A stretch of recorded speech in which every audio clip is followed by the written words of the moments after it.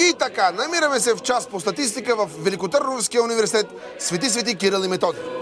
На пръв поглед обикновен час, в който преподавателката е подготвила изпит на студентите си.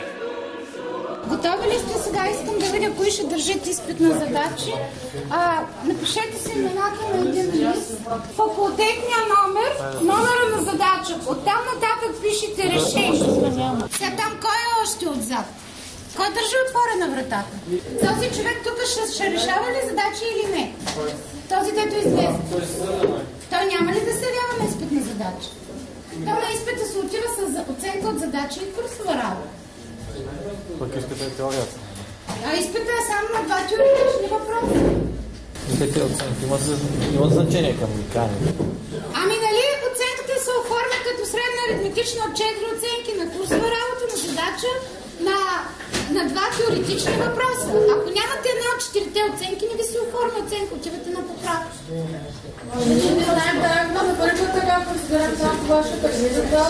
И сега слушайте внимателно как ще изригне. Къде за първи път процедирате? Ме ви учили сте до сега статистика?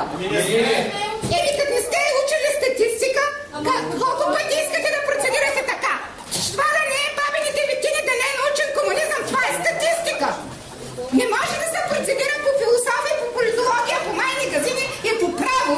100 дисциплини право учите. Само и само да има факултет по право. У всеки град факултет по право.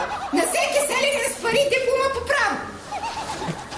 Това е статистика. Как искате да се процедира? Курсова работа по статистика се прави само по статистика.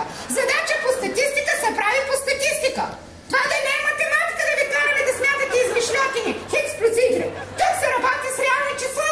Тук се работи с информация. Тази информация се възприема критично. Аз трябва да ви науча на това. Как искате да процедирате? Как искате да процедирате до сега? Вие какво сте учили до сега? Бе, майка ви да е една такива? Ами какво извинявайте? Няма да стане така.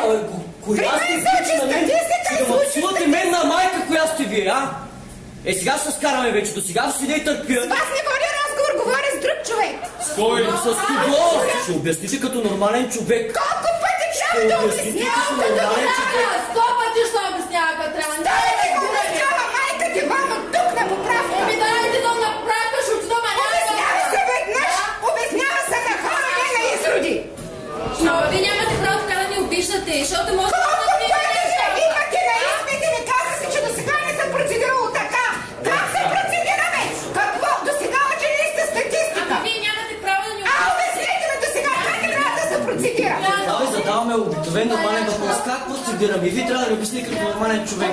Кога не задавате въпроса? Ние сме казали как се процедира на първата лекция, през първата седмица. Да станете и да ме наричате едно да ме обслужвате на майка. Вие на вас не ще ви викала на майка, съм водила разговор. Напротив, напсувахте. Напсувала съм един. Как един? Да чуем отново, че пожеланието беше в множествено число. Майка ви да една такива.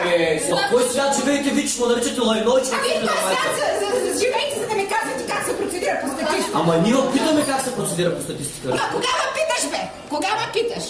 Искам само да ви кажа, че нямате право да ни обиждате, разбирате? Ами имате ли право да ми лазите по нервите и да ми намалите време? Как това ви дава право да ми учите сметка? Аз как трябва да процедирам? Ако сте студенти, ставайте тук. Ако сте лайна, марш от тук, вървете на майка си да всички. Как се процедира?